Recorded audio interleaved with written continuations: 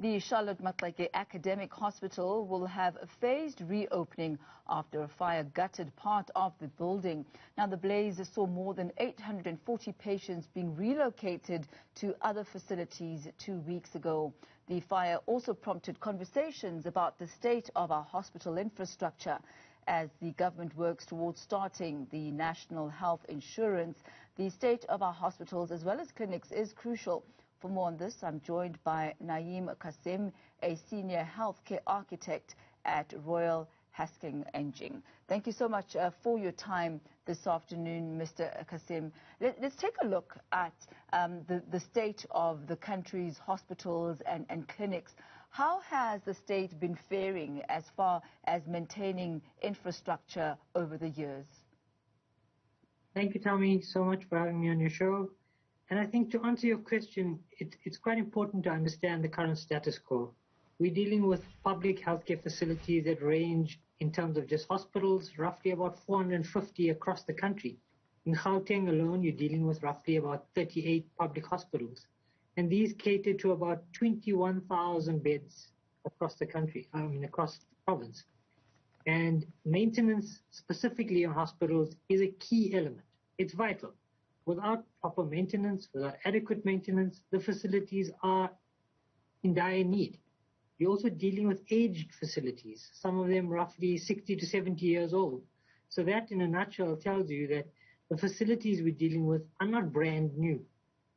Also, with historic backlog in maintenance and also improvement, it's a national status quo in the facilities that not every one of them are up to scratch. And I think that's a key element that needs to be looked at. So what are the options here, Mr. Cassim? If we look at the issue of, for example, the power plants with Eskom, because there was a lack of infrastructure development and maintenance, we find ourselves in the situation that we are in right now.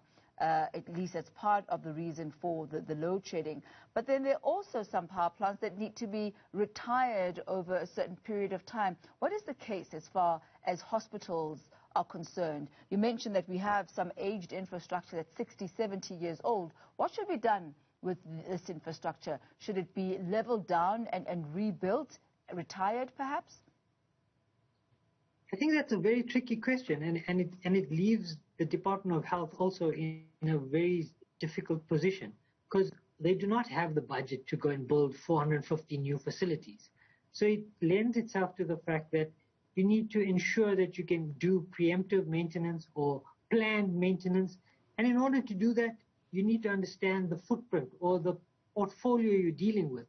And that, I think, is a key element of solving the problem. Is if you understand what you have, you can plan maintenance and plan actions that can render services to be sustainable and efficient. But if your real estate portfolio has gaps in it, and there's no, let's say, clear, definitive status quo, it's very difficult to understand planned maintenance versus dealing with critical failures all the time. So it comes down to ensuring that you've got a clear database, a clear asset management strategy, and a clear facilities management strategy. Mr. Cassim, in an article that you wrote, you made reference to the IUSS. What are the operational requirements of the IUSS for hospitals and clinics, and how do South African hospitals and clinics fare in reference to those requirements? Thanks for reminding me of that. I think the IUSS was actually established by the government, National Department of Health, and the CSIR.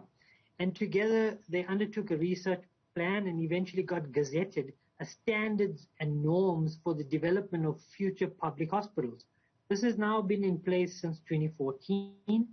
And in principle, the standard governs the level of infrastructure, what is required for the optimal operation of a hospital. And the full adoption of the IUSS, I would say, would allow the rollout of NHI and will allow facilities to render the necessary services that our healthcare facilities need. And by no means is that an easy task. The budgets need to be aligned in order to ensure that we meet the requirements of IUSS.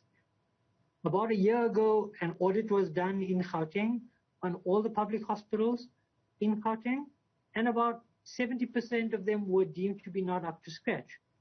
The department, along with GDID, the Department of Infrastructure and Development, then undertook to ensure certain programs were done to ensure hospitals were up to scratch from occupational and health point of view.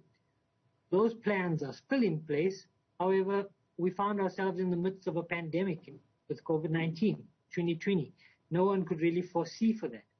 And that's primarily, I would say, an element where resilience needs to come in terms of planning, in terms of asset management, and also in terms of facilities management. And what then is the state of hospitals in other provinces? You mentioned that based on this report, 70% of the hospitals in Gauteng were underneath the required standard. Do we know what the state is for other hospitals in the provinces?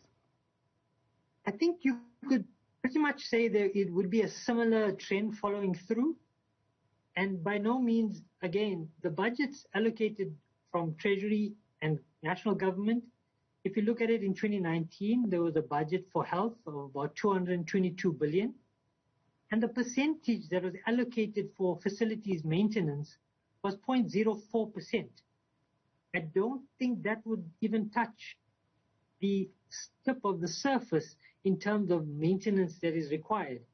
And if you take the analogy towards your car, if you need to have your car to use to go to work daily, you ensure that maintenance is done so that you don't have a breakdown. And it's the same analogy towards healthcare or buildings. If you don't ensure that maintenance is done, planned, preemptive maintenance, then you can't ensure that facilities are going to operate optimally. And the bulk infrastructure is aged. So as you can imagine, with time, everything has wear and tear, and so does our infrastructure. And why would infrastructure improvement be essential for the implementation of NHI?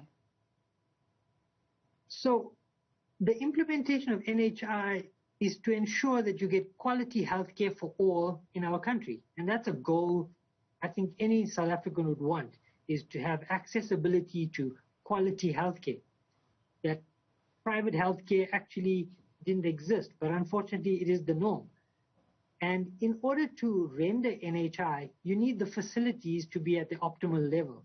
If the facilities are not there, the doctors, the nurses, the staff in our medical facilities can't do their job. I mean, as we speak now, if we didn't have the internet to be able to connect like this, we wouldn't be able to broadcast media, and we wouldn't be able to have this interview. So what then would be the recommendation? Should NHI come only after the hospital infrastructure has been updated in order for it to be effective? It's again a very difficult situation, because in order to roll out NHI and to achieve the mandate, you want to ensure that also it's a phased implementation. And similarly, if you can look at the status quo of our hospitals and go through with detailed conditional assessments, you can then prioritize maintenance to be in a phased manner. And in that manner, you can almost have the two working in parallel. But I don't think we could wait for NHI to only be implemented once the facilities are up to scratch. So in a nutshell, they need to work together and develop a planned approach. And in that way, I think NHI can be realized. Let's focus on the current situation of COVID-19. What has that revealed about our hospital infrastructure, and how has COVID-19 advanced improvement of infrastructure, if at all? I think that's also, COVID-19 basically showed that in the private sector, there was resilience in the way the hospitals were designed, in terms of the way the facilities were designed, and the infrastructure. And when I speak about resilience, I speak about the capacity for future unknown elements, whether a hospital would need to grow in a particular market that wasn't there before, a burden of disease. So COVID-19 really showed that some of our facilities were very well equipped to deal with that, whereas some facilities were not.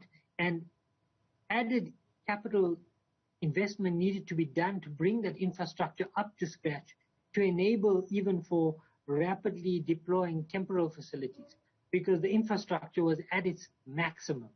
If it needed to adhere for any improvement, it would mean an overhaul on the infrastructure system. And I think that's the hybrid we have in South Africa. We've got resilience in the private sector that is dealing with a particular market, and the public sector is sort of trying to play catch up. And resilience really needs to ensure that when we design new public hospitals, we have multifunctionality built in.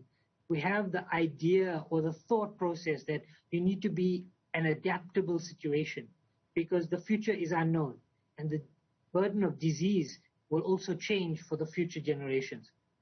Mr. Naeem Cassim, thank you very much for your insights this afternoon as we focus on the state of South Africa's public health care systems and what actually needs to be done to ensure that by the time NHI is in full effect, that the hospitals are also ready